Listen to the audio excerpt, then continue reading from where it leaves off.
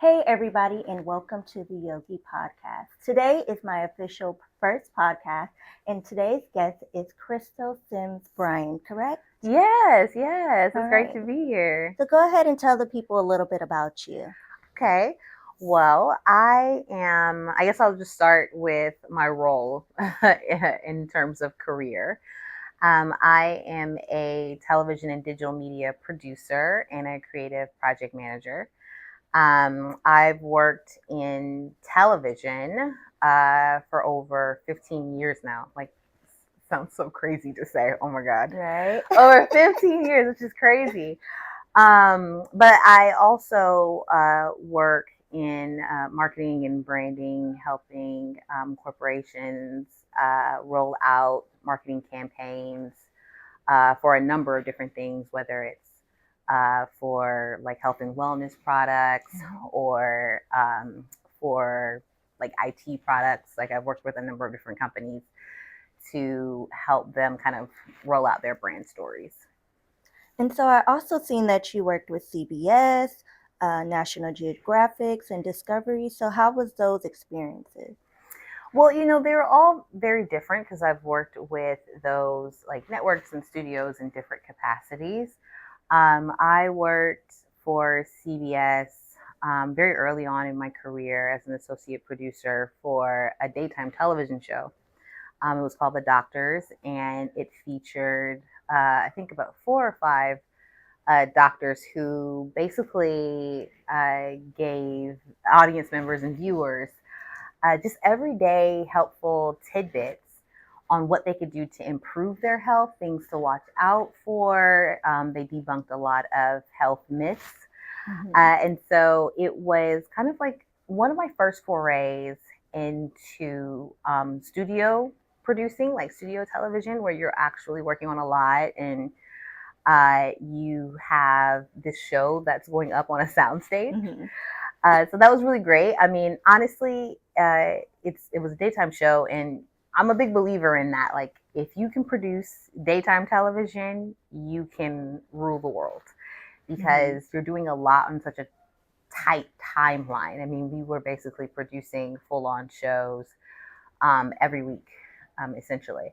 And so it was everything from like researching Right. what your show was going to be about and the topics and the segments, and then booking the guests that were going to participate in those segments, and then potentially getting giveaways from a number of different corporations or brands that were going to collaborate with you, and then helping those doctors get acclimated to the material and watching it go up right in front of your I love face. It that. was awesome in front of a live studio audience at Yes. that, which is like another layer of pressure.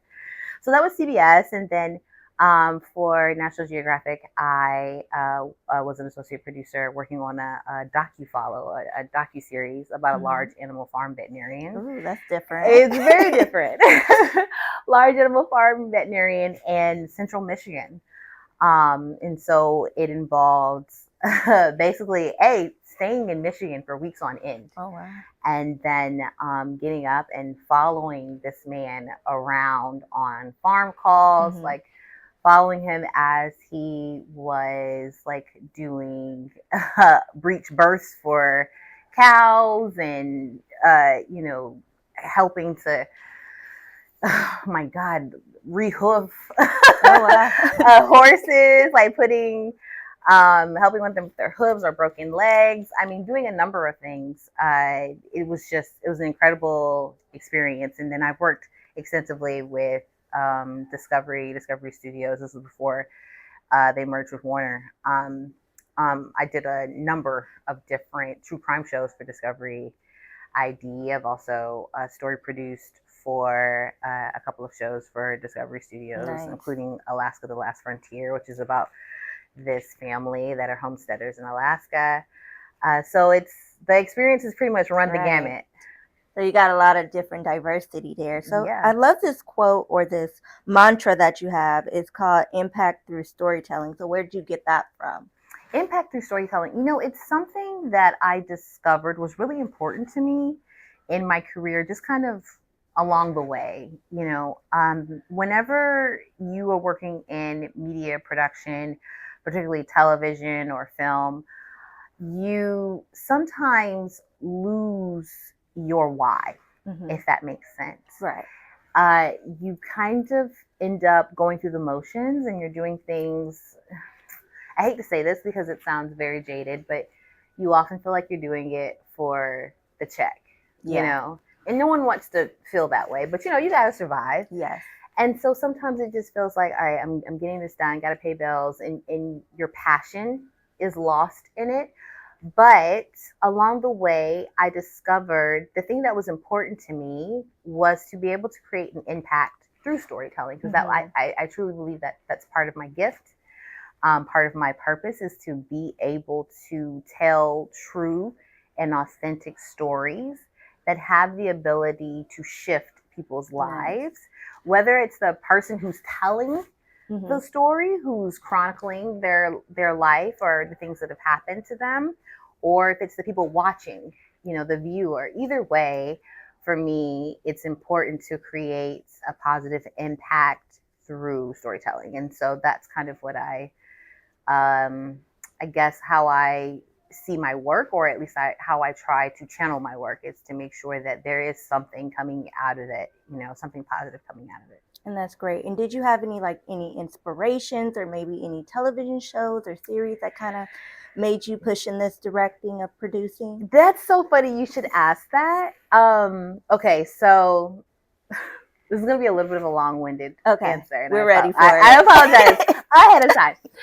So growing up, I was a little bit of a weird kid. So I was raised in a small town in North Carolina, a military town actually, and I didn't. You didn't really have a lot of exposure to the television industry per se, but I ended up watching a number of different things. Like this might have been before your time, maybe it might be before your time. But back in the day, so I'd watch Nickelodeon, and at night, Nickelodeon would turn to Nick at Night, okay? And so it would go from like children's programming to more, to like grown up, like adult programming. People who watched I Love Lucy, right, and Happy Days and Laverne and Shirley.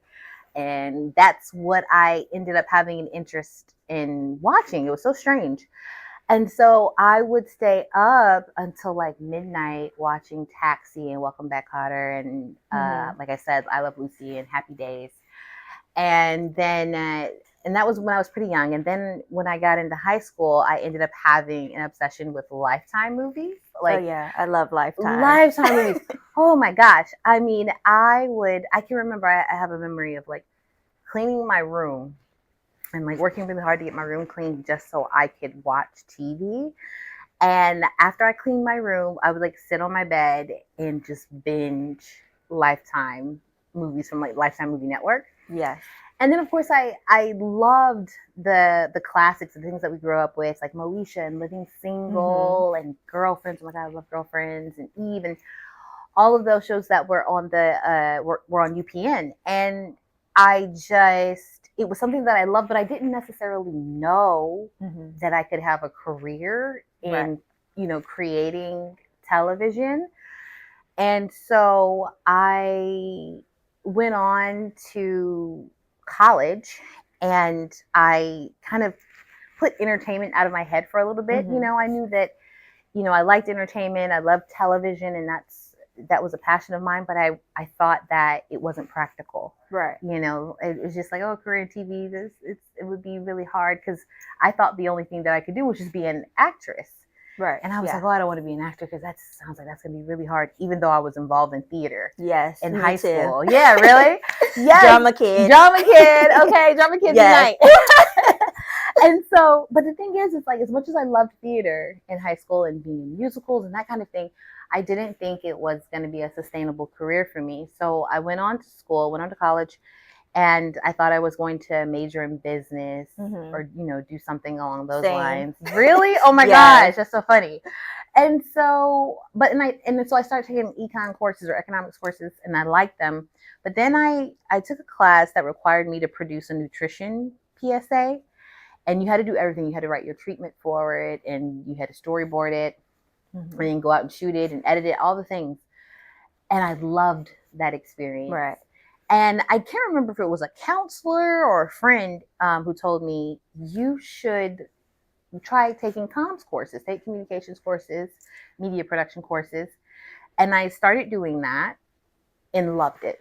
And media production ended up becoming one of my majors. And so from there, I just, kind of put one foot in front of the other, I guess. Right. And got internships and ended up in LA and still, just going along for the journey. Yeah, now here you are. And here I am. You took that leap of faith. Yes. So what role does community play with your position as a producer? Ooh, that's such a good question. Well, community to me, just in general, plays a huge role in your career, no matter if you're a producer or not, because really your community is the thing that is going to keep you going when the journey gets very difficult, and it's going to, like, if you're going to be a creative, if you are a creative, if you're working in this capacity, it is a very challenging road. But the other part about it is that your community becomes your network, you know? And networking, we talk about this so much. I've talked about this so much, where your network is your net worth, right? It's a cliche at this point, but the truth of the matter is that's what it is, especially in entertainment. I've gotten probably 90% of my opportunities from my community, from my network, from people who know me, who've seen my work in one capacity or another, and thought, oh, this would be a great fit for Crystal. Let me reach out.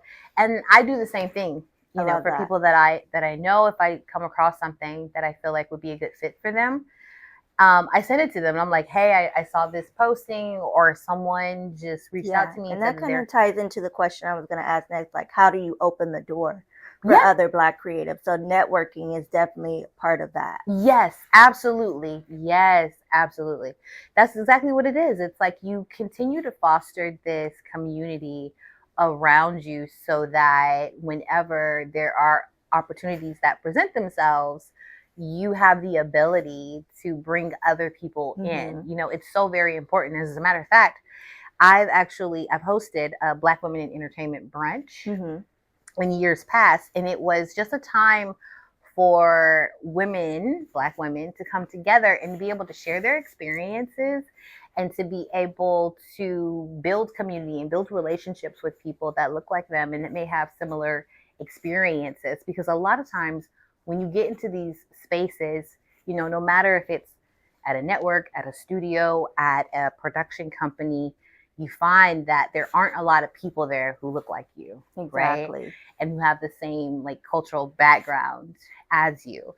And so it's so important to be able to have people around you who understand, like, oh yeah, girl, your boss, you're working for X, Y, and Z exec. Oh my gosh, I know what that's like. Microaggressions, or having people all these things. I could do a whole story on that. Yes, but it's so important to be able to have people who can share in that discourse with you, because a lot of times when you're in these spaces and you're not around people who have a similar background, you don't know how much you can actually relate to them, right?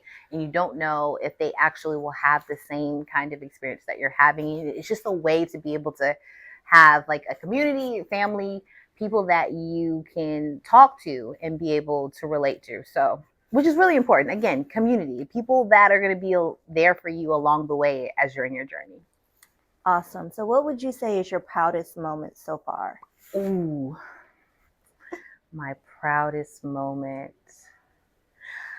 That's a tough one. I have two. I'm gonna describe two. Okay.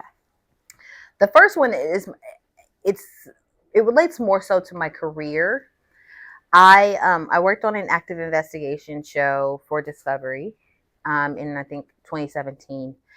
And the premise of the show was that this retired homicide detective, and a defense attorney would go back and look at cases in which the convicted claimed that they were wrongly accused of the crime, and it was murder. They were all people who were convicted of murder. And I found a story about a young man who had been convicted of murdering his girlfriend in Michigan, actually. And the story was really intriguing to me. It was interesting. I couldn't really get a feel for it initially when I read about it. And so I researched it some more and got in touch with his mother and told her, the show that I was working on. And we talked, and the more and more I talked to her, the more I was like, yeah, it doesn't really seem like this kid had the capacity to commit this crime. And so I pitched the story, and it got approved, and I booked it and did all the things.